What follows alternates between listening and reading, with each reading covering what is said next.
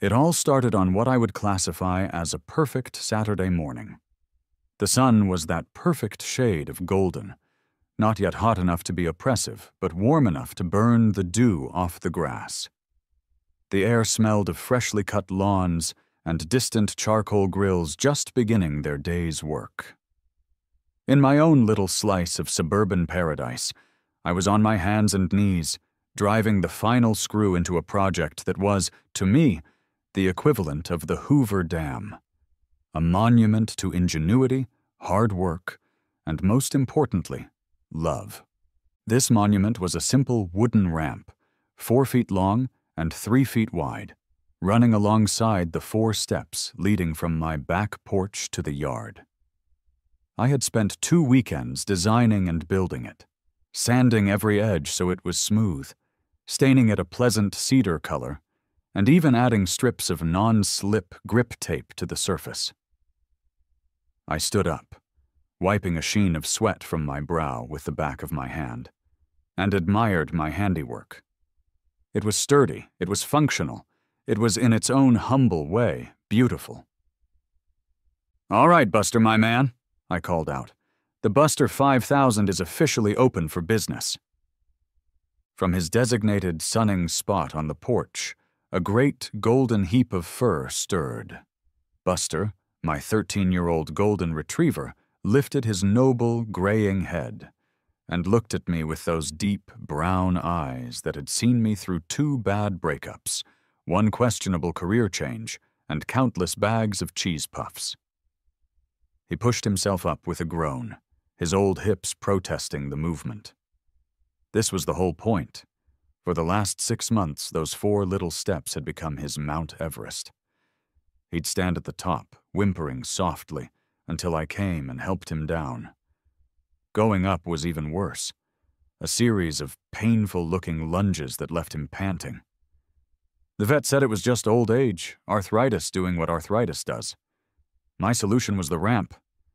He padded over to the top of it, his claws making a soft tick-tick-tick on the wood. He peered down its gentle slope, sniffing suspiciously as if it might be a Trojan horse filled with cats. "Go on, bud," I coaxed, patting the wood. "It's for you. All for you. No more scary stairs." I went down to the bottom and held out a piece of bacon I'd saved from breakfast. His nose twitched. His tail gave a tentative thump-thump against the porch railing.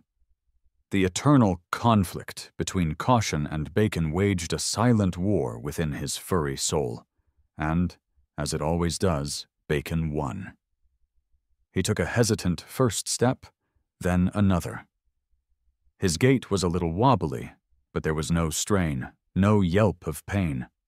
He made it all the way down to the grass, snatched the bacon from my fingers with the delicacy of a furry alligator, and then, to my profound satisfaction, he turned around and walked right back up the ramp onto the porch. He looked at me, tail now wagging with genuine enthusiasm, as if to say, "This new invention is acceptable. We shall keep it." I felt a surge of pride, so pure it was almost dizzying. I had identified a problem, engineered a solution, and improved the quality of life for my best friend. I was a good man, a good dog owner, a king in my own castle, a master of my domain. It was in this exact moment of blissful self-congratulation that the shadow fell over my perfect kingdom. "Jack, what is that?" The voice could curdle milk from 50 paces. I turned. There, peering over the pristine white vinyl fence that separated our properties, was Carol. Carol, in her mid-50s, was the self-appointed queen of the Oakwood Creek Homeowners Association.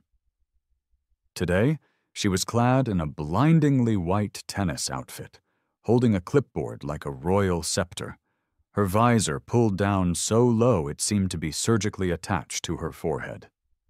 Her gaze was fixed on my beautiful ramp, and her expression was one I'd seen her use on a dandelion she'd once spotted in my lawn, as if it were a personal affront to God and all of creation. "It's a ramp, Carol," I said, forcing a neighborly smile. For Buster, his joints aren't what they used to be. I see, she said, though her tone implied she didn't see at all. And did you submit an architectural change request form for this structure? I could feel my smile tightening at the edges. It's just a few planks of wood, Carol. It's not exactly a new wing on the house. It's not even visible from the street. She tapped her clipboard with a perfectly manicured nail. The sound was like a gavel. All exterior modifications, regardless of size or visibility, require prior written approval from the committee. It's in the bylaws. Section 12, subsection C, paragraph 4. Aesthetic cohesion. I wanted to ask her if Buster's pained yelps were aesthetically cohesive, but I bit my tongue. Right, well, I'll, look into that. You do that, she said, her voice dripping with condescension. She then did something that sent a chill down my spine. She raised her phone, and with a flash that seemed to suck the very warmth from the sun, she took a photo of my ramp. My beautiful, harmless, dog-assisting ramp. She gave me a smile that didn't reach her cold, calculating eyes. Have a lovely day, Jack. She then turned and glided back toward her house, a pristine palace where, I was certain, fun went to die. I was annoyed, sure, but I figured that was the end of it. She'd made her point, rattled her saber, and now she'd move on to terrorizing someone about the shade of their garden gnomes. I was a fool. 2 days later, the official declaration of war arrived. It was a crisp, cream-colored envelope in my mailbox, bearing the overly ornate Oakwood Creek HOA crest. Inside, on thick, self-important cardstock, was a formal violation notice. The letter informed me that an unapproved and aesthetically discordant temporary structure had been erected on my property. That was my ramp. My beautiful ramp was aesthetically discordant. The letter went on to say that I had 14 days to remedy the violation, that is, tear down my ramp, or I would be subject to a fine of $50 per day, retroactive to the date of the notice. I read the letter twice, then a third time. My blood pressure began to do a cha-cha. The language was so sterile, so corporate. It was a masterclass in bureaucratic passive aggression. This wasn't a friendly note from a neighbor. This was a legal threat. All over a few pieces of wood meant to help an old dog. Still, I clung to the hope that this was all just a procedural misunderstanding. Carol was a stickler, sure, but the other members of the committee had to be reasonable human beings, right? So, I swallowed my pride. I downloaded the official architectural change request form from the HOA website. It was a 7-page monstrosity that asked for things like material lists, color swatches, and a signed declaration that my project wouldn't interfere with migratory bird patterns. I'm not even joking about that last part. I filled it all out.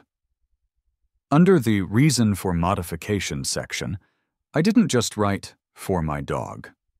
I wrote a heartfelt 2-paragraph explanation of Buster's arthritis, his struggles, and how this simple ramp had already dramatically improved his comfort and mobility. I poured my heart out to a faceless committee, trying to appeal to their better nature. As a final touch, I printed out the cutest picture I had of Buster. A shot of him as a puppy, covered in mud, with a goofy grin on his face. I paperclipped it to the front of the application, slid the whole package into the HOA's Dropbox at the community clubhouse, and waited, confident that decency and common sense would prevail. 10 days later, my application was returned to me in another one of those creamy envelopes. My photo of Puppy Buster was gone. Attached to the front was a single sheet of paper. At the bottom, in the Approved Denied section, the denied box was checked with an aggressive, angry-looking X. Next to it, in the space for comments, was a single, soul-crushing sentence written in neat, sterile print. Reason for denial. Proposed modification does not conform to the established visual language of the community. The visual language of the community? What did that even mean? I looked out my window at the endless rows of identical beige houses with their identical manicured lawns and identical ornamental pear trees. Our visual language was suburban monotony. My small, cedar-stained ramp had apparently screamed like a death metal solo in the middle of a lullaby. I slumped into a kitchen chair, the denial letter crinkling in my fist. Buster, sensing my distress, padded over and rested his heavy head on my knee, looking up at me with those endlessly patient eyes. He didn't understand bylaws or aesthetic cohesion. He just knew his legs hurt, and the ramp made them hurt less.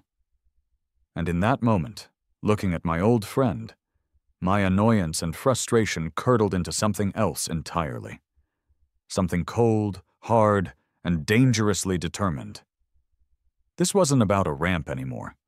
This was about a bully in a tennis skirt telling me I couldn't take care of my family. And I decided, right then and there, that I was not going to remedy the violation. I was going to speak a visual language they would never forget. Before I went full-scale scorched earth, I decided to give reason one last chance. It was a fool's errand, I knew, but I had to try. I had to be able to tell myself I'd exhausted all peaceful options before I unleashed the Kraken. My chosen battlefield was the monthly HOA meeting, a truly soul-crushing affair held in the community clubhouse, a building so beige it seemed to absorb all joy from the room. The air was thick with the smell of stale coffee and self-importance. I sat in one of the uncomfortable plastic chairs, my appeal paperwork clutched in my sweaty hand, and waited. The board sat at a long folding table at the front. There was Carol, of course, in the center seat, the Thatcheresque queen on her beige throne. To her left was a man named Gary, whose face was permanently fixed in a look of mild confusion, as if he'd just been awoken from a nap. To her right was Brenda, a woman who seemed to communicate exclusively through pursed lips and disapproving glares. They were less a board of directors and more a tribunal of suburban ennui.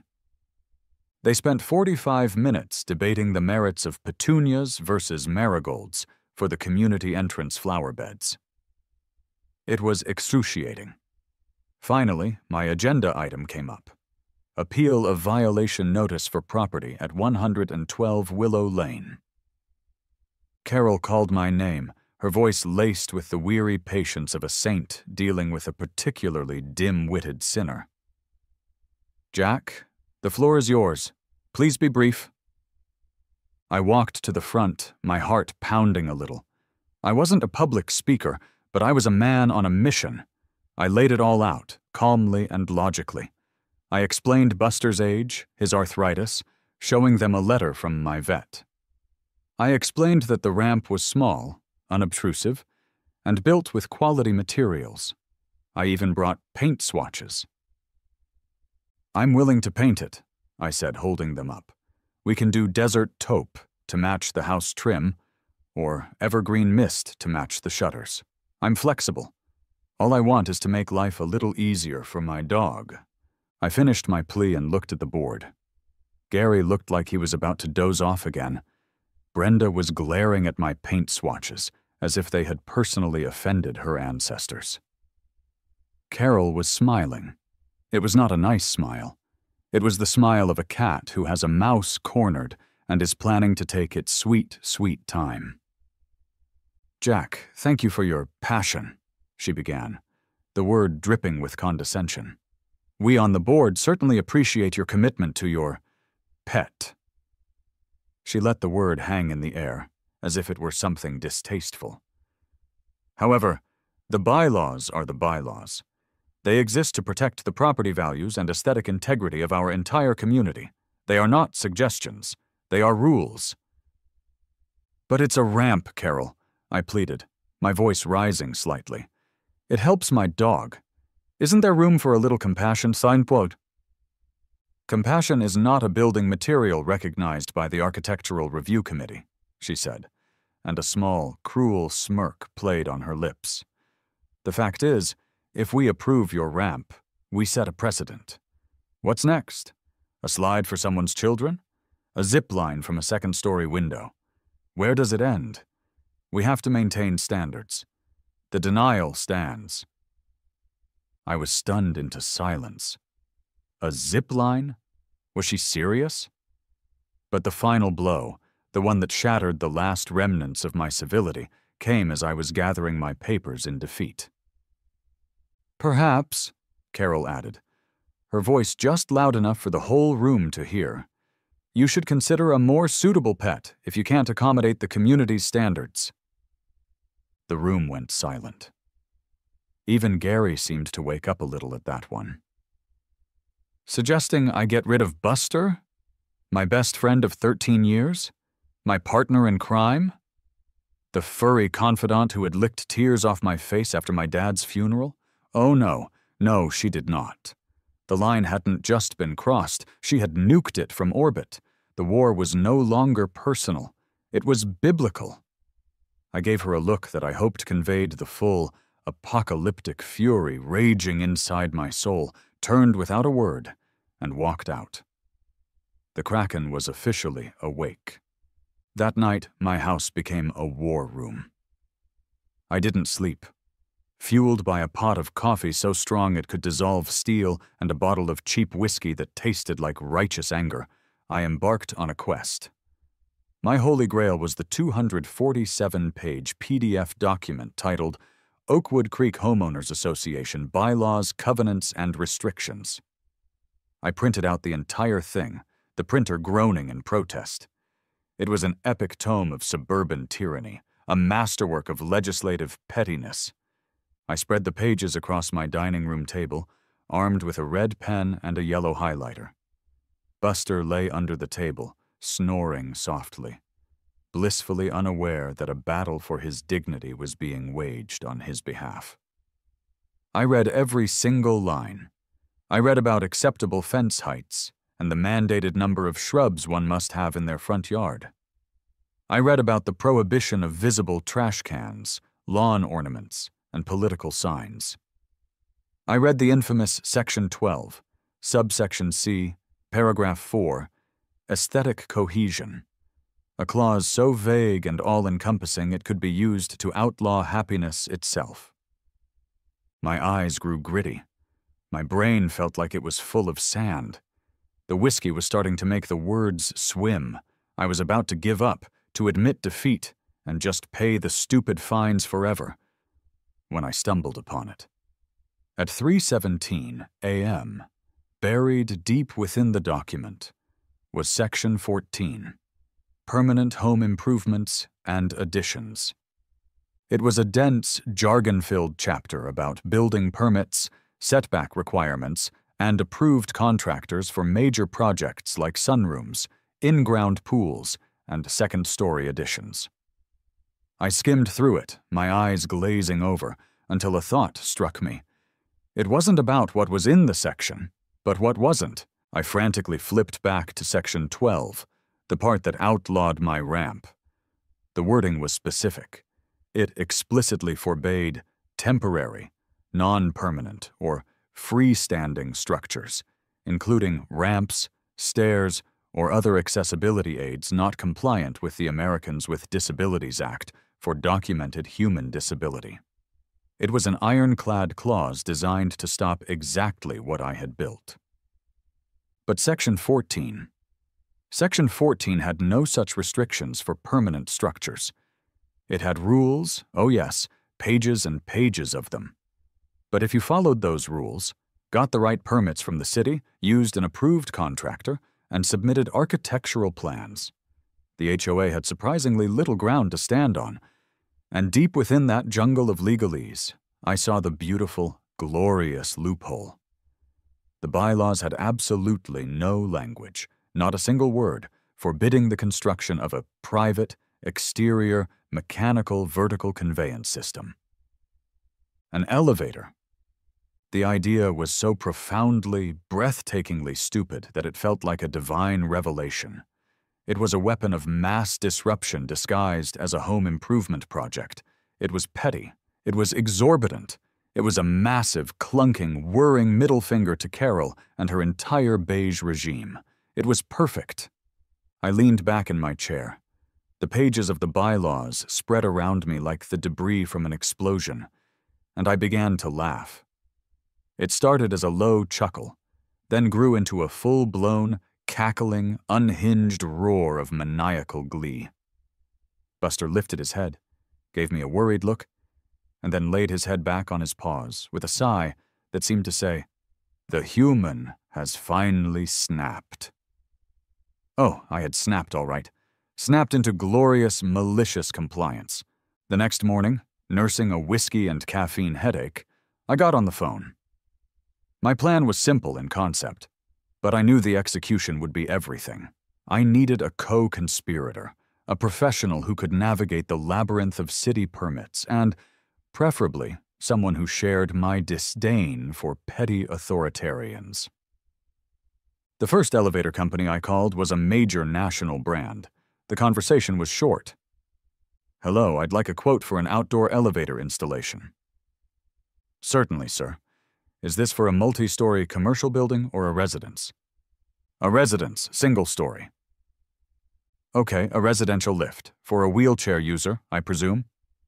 "No, it's for my 75-pound golden retriever."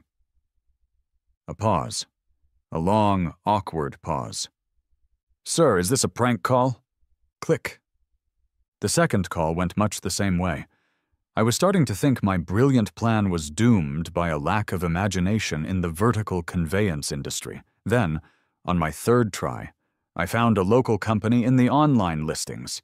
It had a name that gave me hope: Maverick Construction and Design. The slogan was even better: "If you can dream it, we can build it." Probably. I dialed the number. A gruff, gravelly voice answered. "Dave." "Hi, is this Maverick Construction?" "It is if you've got a project. What you got?" I decided to go for it. "I have a weird one. I need a single-story outdoor elevator, fully permitted and up to code, installed on the side of my house." "Okay," Dave said, his voice intrigued. "Residential lift? For a person in a wheelchair?" Here we go. "No," I said, bracing for the dial tone. "It's for my dog." Another long pause. I held my breath, but instead of a click, I heard a low chuckle from the other end of the line. Tell me everything." An hour later, Dave's behemoth of a Ford F-350 was parked in my driveway. Dave himself was a man built like a vending machine, with a grizzled beard, a faded Harley-Davidson t-shirt, and hands the size of dinner plates. He walked with the easy confidence of a man who builds things for a living. I invited him to the back porch and laid out the whole saga: the ramp, Buster's hips, Carol, the violation notice, the HOA meeting, and my late-night discovery in the bylaws. I handed him my copy of the HOA covenants, the key sections highlighted. He sat down at my patio table, read them over, and a slow, magnificent grin spread across his face. "Son of a bitch," he said, slapping the papers down. "This is beautiful. Absolutely beautiful." "So the loophole is real?" I asked, desperate for validation. "Real? Kid, this ain't a loophole. This is a 4-lane highway with no speed limit. They specify what you can't build temporarily, but they just assume no one would be crazy enough to build something like this permanently. They never saw you coming." He looked from the bylaws to Buster, who was now snoozing at my feet. "An elevator, for a dog, to stick it to the HOA." He stood up and extended a calloused hand. "Jack, my friend, my name is Dave, and it would be the profound honor of my career to build this monument to spite for you." We shook on it. Operation Golden Throne was officially a go. The first tremor of the coming earthquake hit Oakwood Creek on a Tuesday morning. It arrived in the form of 2 men with a theodolite and a set of bright orange vests. They were city surveyors, and they were meticulously mapping out a 5-by-5-foot square next to my back porch. This, naturally, was like a bat signal for Carol. She materialized at the fence line, her arms crossed so tightly it was a miracle she didn't pop a button on her polo shirt. "Jack, what is the meaning of this? What are these men doing on your lawn?" "Morning, Carol," I said with the cheeriest smile I could muster. "Just undertaking a major permanent property upgrade. You know, to enhance the visual language of the community." "What kind of upgrade requires city surveyors?" she demanded, her eyes narrowing with suspicion. "The kind that's fully compliant with Section 14 of the HOA bylaws," I said, holding up a freshly printed copy of my city permit. The permit was for an exterior lift installation. It was completely legal, completely official, and completely baffling to her. She squinted at the paper from across the yard, her brain visibly buffering as it tried to process the information. She sputtered for a moment, unable to form a coherent sentence, before retreating back into her house. I knew she was heading straight for her phone, round one to me. A week later, the real fun began. A massive cement mixer, its barrel churning with a guttural roar, backed its way up my driveway. The noise was glorious. It was the sound of progress. It was the sound of Carol's impending aneurysm. The Maverick construction crew, led by Dave, got to work framing out the foundation. The whole operation drew a small crowd of curious neighbors who peeked out from behind their curtains and whispered amongst themselves. Carol, of course, was front and center, standing on her immaculate lawn, filming the entire process with her phone held horizontally like she was documenting a war crime. Dave, ever the professional, was loving it. He walked over to me, wiping sweat from his brow. "She's been out here for an hour," he said, nodding toward Carol. "Hasn't blinked once. I think she's trying to kill the concrete with her mind." "Just wait till the frame goes up," I said with a grin. "That's when the real show starts." The concrete slab was the foundation not just for the elevator, but for my entire campaign of righteous indignation. Carol, predictably, called the city's Code Enforcement Office, convinced we were pouring an illegal military bunker. An inspector, a tired-looking man named Frank, showed up that afternoon. He ambled over, looked at the slab, looked at Dave's permits, and then looked at Carol, who was now marching across my lawn to confront him. "This is completely unapproved," she shrieked, pointing a trembling finger at the wet concrete. "His HOA application was denied." Frank sighed the sigh of a man who has seen the petty heart of humanity far too many times. "Ma'am," he said, his voice flat, "I'm with the city, not your homeowners association. His city permits are all in order. What he's building is his business, as long as it's up to code. Have a nice day." He turned and walked back to his truck, leaving Carol standing there, ankle-deep in my grass and sputtering in impotent fury. The sight was so beautiful it nearly brought a tear to my eye. The following Monday, the steel arrived. The skeleton of the elevator shaft was assembled on site, a looming tower of gray metal beams. When the crew used a small crane to hoist it into place against the side of my house, the effect was immediate and profound. My quaint, 2-story suburban home now had a brutally industrial appendage fused to its side. It was so out of place, so jarringly, wonderfully ugly at this stage, that it transcended mere spite and became a piece of abstract art, a masterpiece of maliciousness. This was the final straw for Carol. This was the visual that broke her brain. Within the hour, a police cruiser was pulling up to my curb. 2 officers got out. One was older, with a thick mustache, and a look of profound weariness etched onto his face. This was Officer Miller. The other was a rookie, young and eager, his eyes wide. Officer Davis. They ambled up my driveway, their gazes fixed on the metal tower. "Afternoon," Miller said, his voice a low rumble. "We, got a call about some... Well, about that." He hooked a thumb towards the steel frame. "It's an elevator, officer," I said calmly, already holding the folder with my permits. "All city approved." Just then, Carol came power-walking across her lawn. "Thank heavens you're here, officers," she declared out of breath. "This man is building an illegal industrial structure in a residential zone. It's a menace. He's destroying our property values." Miller took the folder from me and began to thumb through the permits, his expression unchanging. Davis, however, was looking back and forth between the tower and me. "Sir," Davis said, his brow furrowed. "She said you're building this for your dog?" "That's correct, officer," I replied with the utmost sincerity. "His name is Buster. He's a very good boy with bad hips." Davis's mouth twitched. He fought a smile and lost. He turned away, pretending to examine a shrub.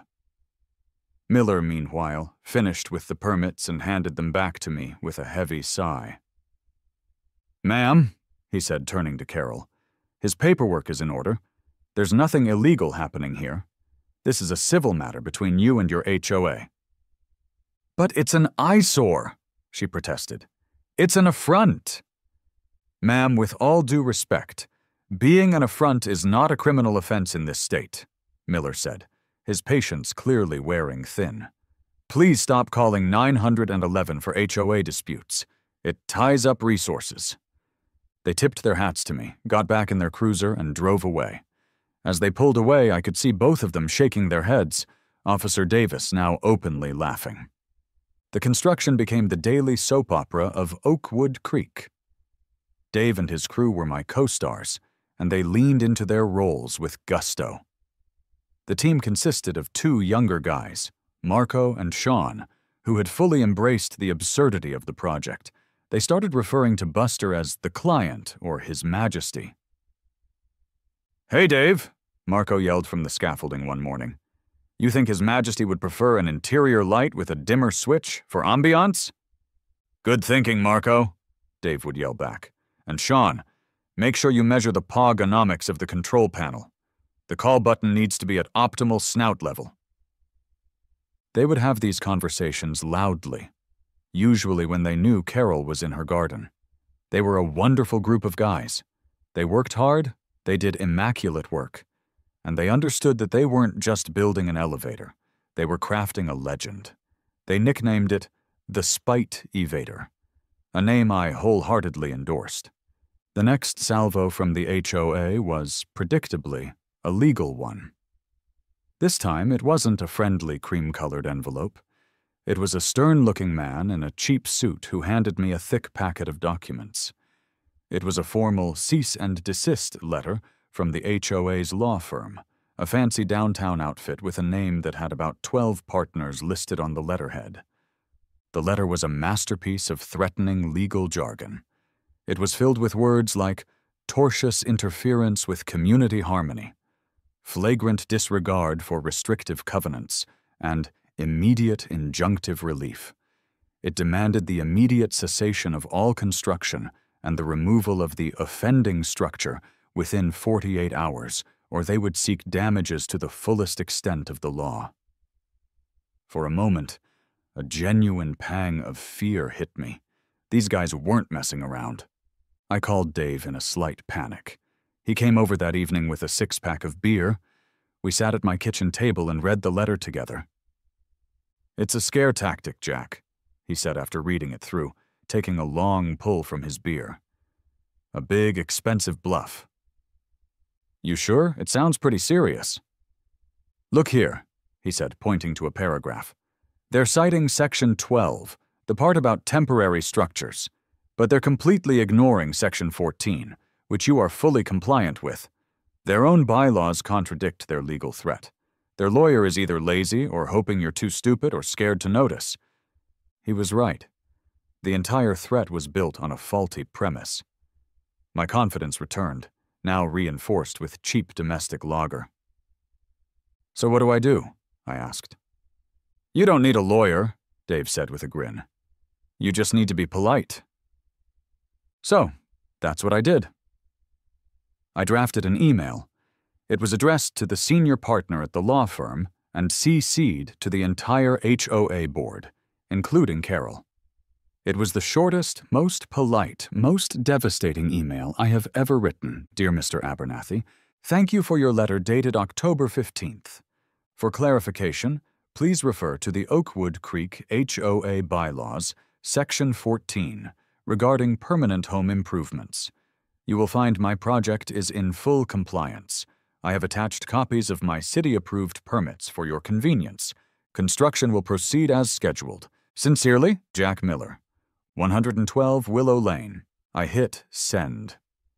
The silence from their end was deafening. The bluff had been called. Construction continued, and the only thing that ceased and desisted was the stream of threats from the HOA. They knew they had no legal leg to stand on. All they could do now was watch. And watch they did. The elevator car itself was delivered on a flatbed truck, shrouded in a blue tarp. It was a sleek, modern cabin of glass and brushed steel, designed for a small commercial building. It was absurdly high-tech for its purpose. As the crew began the complex process of installing it into the shaft, I saw Carol standing at her living room window, just a silhouette of rigid posture and defeated rage. The tower was no longer just a frame. It was becoming a functional, undeniable reality. And the best part was yet to come. The final week of construction was all about the details, and Dave's crew approached it with the reverence of artisans completing a cathedral. The glass panels were polished until they gleamed. The steel frame was painted a tasteful desert taupe, too, and I made sure to mention this in a loud voice to Dave one afternoon. Better conform to the established visual language of the community. I saw a curtain twitch in Carol's window. The inside of the elevator car was where the true absurdity lay. It was a masterpiece of canine luxury. On the floor, they installed a plush, outdoor-grade red carpet that felt wonderful underfoot, and, presumably, underpaw. The control panel was a custom job. It featured a single, oversized, illuminated button at the top for me, and a duplicate, non-illuminated, sturdy plastic disc mounted just 8 inches off the floor. This was the nose-activated call button for Buster. Dave had even installed a small, motion-activated LED light inside, so the client would never be in the dark. It was the most over-engineered, ridiculously wonderful thing I had ever seen. The first test run was a private affair. Just me, Dave, and Buster. I led Buster into the cabin. He was hesitant at first, sniffing every corner of the strange new box. I stepped in with him and pushed the button. There was a gentle hum, a barely perceptible whir of machinery, and the ground outside the glass walls began to recede. We rose smoothly, silently, the 4 feet up to the porch level. Buster looked out the glass, his ears perked, a look of profound canine confusion on his face, when the doors slid open with a soft swoosh, revealing the familiar territory of the back porch. His tail gave a little wag. He got it. This magic box was a stare avoider. Teaching him to use it himself was easier than I expected. It took about 20 minutes, a handful of high-value liver treats and some exaggerated praise. I'd have him on the grass and tap the lower button, and when the door opened, I'd throw a treat inside. He'd go in, get the treat, and I'd send him up. Then I'd do the reverse. By the end of the afternoon, he had learned that nudging the big plastic disc with his nose made the magic box appear. He was a genius, an arthritic, food-motivated genius. With the elevator fully operational and my primary user fully trained, I knew I couldn't just let this victory fade into quiet satisfaction. This moment needed a climax. It needed a ceremony. It needed a public spectacle. So I planned a porch warming party for the following Saturday. I sent out a casual email invitation to a few of the neighbors I was friendly with, the ones who had offered me subtle thumbs-ups or sympathetic smiles throughout the construction ordeal. I also invited Dave and his whole crew, telling them to come for beers and burgers to celebrate the successful completion of Project Golden Throne. I bought a cheap spool of red ribbon from a party supply store and a pair of oversized ceremonial scissors. I was going to do this right. Saturday arrived, and it was another perfect sunny afternoon. My backyard was filled with a small, cheerful crowd. Dave and his guys were there, laughing and drinking beers. A few neighbors, the Reynolds from down the street, and old Mr. Henderson from across the way, were mingling and marveling at the structure. Everyone was in on the joke. The atmosphere was festive, a celebration of a rebellion they had all witnessed but not dared to join. And then, right on cue, she came. Carol must have seen the gathering and been unable to resist the siren song of a potential confrontation. She didn't use the gate. She marched straight across her lawn and through the gap in the fence, her phone held up and recording, a righteous warrior storming the castle of her vanquished foe. "What is the meaning of this?" she boomed, her voice cutting through the cheerful chatter. The small party fell silent. "This is an unapproved social gathering, and what is this monstrosity? You think you've won, Jack? You think this is over? I am going to find a way. I will petition the board. I will hire another lawyer. I will see this thing torn down if it's the last thing I do. This is a disgrace to the entire neighborhood." She was in full tirade, her face flushed, her voice trembling with rage. It was the monologue she had probably been practicing in the mirror for weeks. It was epic. It was her moment. And I completely ignored her. I let her rant for another 30 seconds, then turned to my guests with a grand, theatrical smile. I picked up the oversized scissors. "Friends, neighbors, fellow artisans of spite," I announced. "Thank you for coming. As you know, we are here today to celebrate a new addition to the community. A feat of engineering, a symbol of perseverance, and a testament to the idea that no obstacle is too great when it comes to the comfort of a good boy." I gestured grandly to the elevator. "And now for the inaugural ride." Carol stopped yelling, momentarily confused by the turn of events. With everyone watching, I reached out and pressed the upper call button. A soft chime echoed, and the elevator car began its silent, smooth descent from the porch level. As it reached the ground, the glass doors slid open with a gentle whoosh. But nothing happened. The elevator was empty. A confused murmur went through the crowd. Carol's face twisted into a smug, victorious sneer. "What's the matter, Jack? Did your ridiculous toy already break?"